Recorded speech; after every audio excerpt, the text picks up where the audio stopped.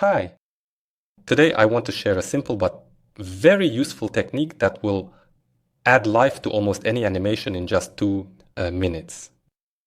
This method works especially well with liquids, fabrics, hair, and any other objects that can bend, stretch, or deform. Plus, there will be a small addition to my previous video about character rotation, an update taking neural networks into account. So, let's go step by step. Let's start with liquids. 5 years ago, in one of my videos, I already talked about how to animate wine in a glass using point bones. In short, the idea is that we distribute weights on this oval at the top part of the liquid, between the points that I placed around the perimeter. This is necessary to achieve smooth distortion. Then we link the lower and upper rows of points to separate bones to make it easier to control tilts in perspective. Next, in animation mode, you need to create the same looping up and down movement for all the points. After that, we create a desynchronization by shifting the keys of each point by 5 frames. In the final step, to achieve a more lifelike effect, you can move the bones responsible for perspective distortions. It's a good method. I think many people know about it, but that's not what we're talking about today. Let me show you how to simplify this whole process. Create a bone and attach the entire upper surface of the water in the glass to it. Then, inside this bone, we add 2 more and also bind them to the mesh of our liquid. Next, we select the top vertices, choose the upper bone, and brush from top to bottom with a strength of 25. Well, approximately.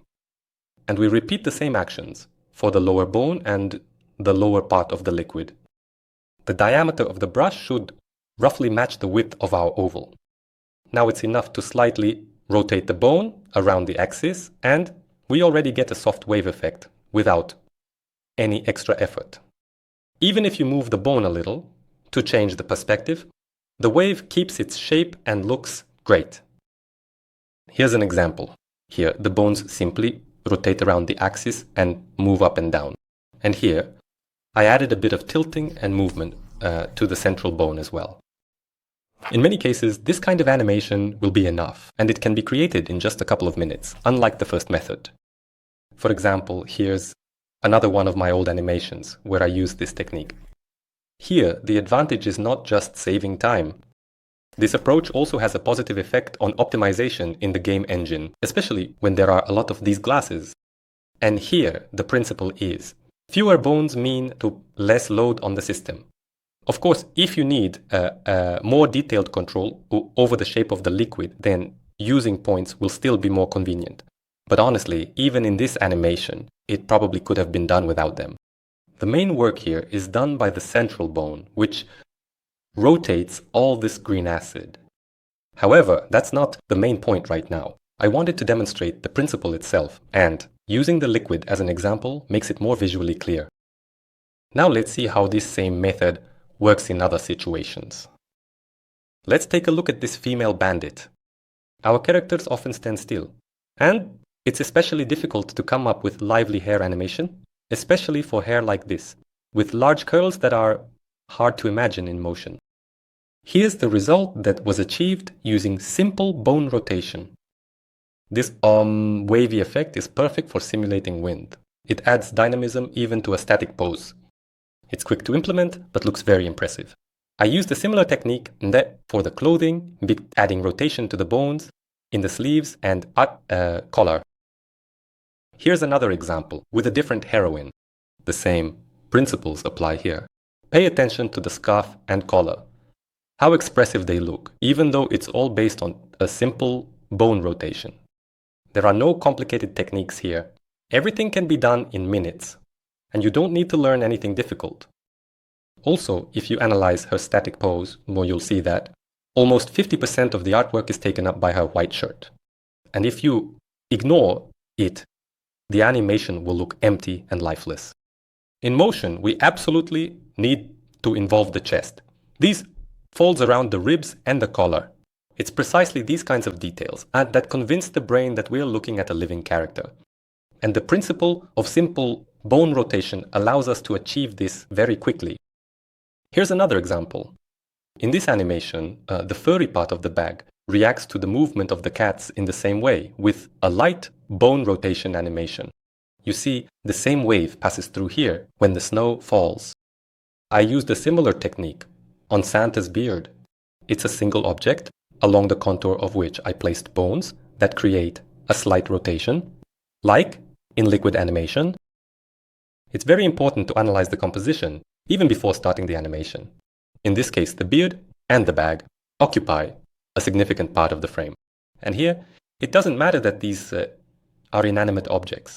We definitely need to pay attention to them and include them in the animation.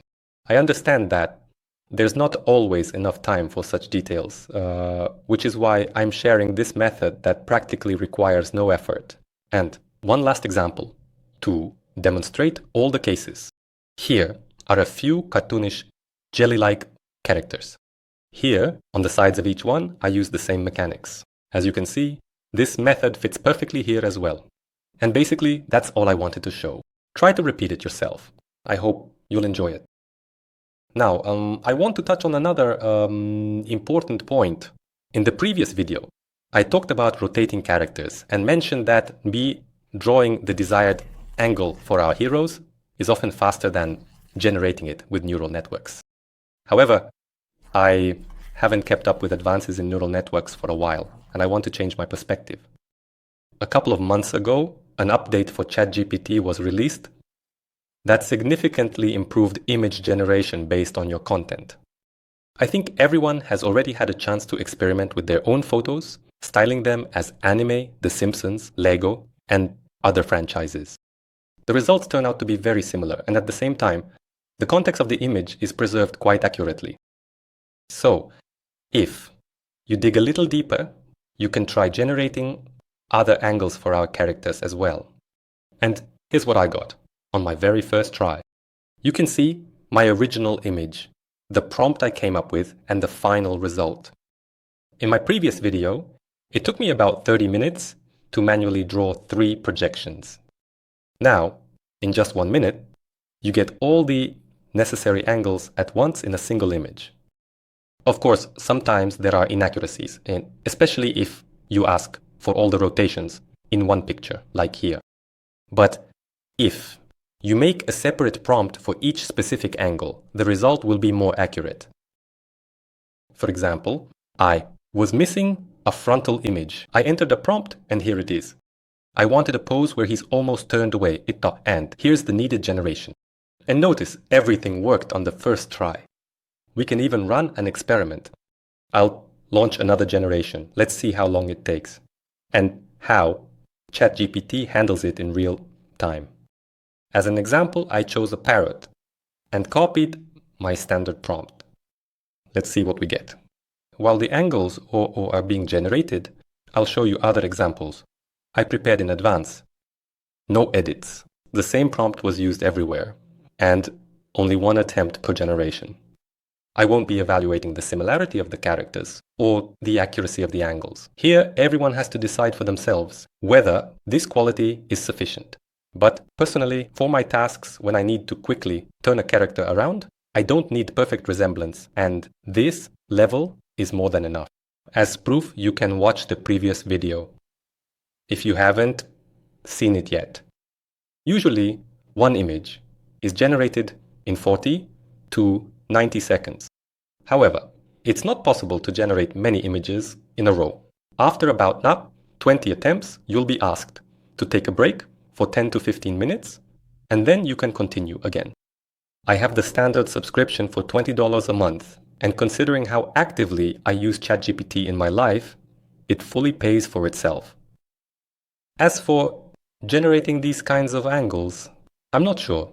I'll use them in my professional work. Most likely not, actually, because I want to maintain my drawing skills and not lose my touch. Otherwise, it could turn out that at some point I'll be helpless without ChatGPT. Nevertheless, as an auxiliary tool, it's an excellent solution, and I will definitely keep an eye on the development of such technologies. So, the image has been generated. It took 1 minute and 8 seconds. The resemblance turned out to be quite good. A little touch-up in Photoshop and it will be absolutely perfect. In terms of angles, there is a front view, 3/4, profile, rear view, and a 270-degree angle. For a full rotation, in animation, this is an ideal result. I would confidently give it a 9 out of 10 here. I only deducted 1 point because of the lack of yellow backlighting around the bird. But adding such a detail in Photoshop would take 5 minutes. So it's really not a big deal at all. In my opinion, the test was passed more than worthily. The method works and will save you a lot of time on the right tasks. Now, let's ask the question of licensing. I asked in different ways, in various chat threads, under my own generations. The main point is whether these images can be used for commercial purposes. In 2 threads, I received a confident answer. Yes, you can. Here you can read more details. But in 1 thread, the answer was no. And only after I clarified at my subscription did the answer change to yes. So basically, I was asking right where. I generated these images and the answer turned out to be positive. But GPT chat can sometimes make mistakes. So if anyone knows the exact answer, please write it in the comments. And finally, I have a big request for you, or rather a question. Among my animator acquaintances who are working at different companies, I keep hearing the same trend. They use stable diffusion entirely for image generation. And in their teams, the position of artist has long since disappeared. Also, I'm hearing more and more about attempts to implement animations created by neural networks into engines. That's why I'm very interested in how this has affected you. Please write in the comments if you have encountered such changes and whether you have had any experience interacting with artificial intelligence, positive or perhaps negative. I want to collect real stories and prepare a separate video on this topic because it's clear that the impact of neural networks on our field is only a matter of time, and it's better to understand in advance how to adapt to it. That's why I'm really counting on your stories in the comments. That's all I wanted to share today. Thank you all for your attention.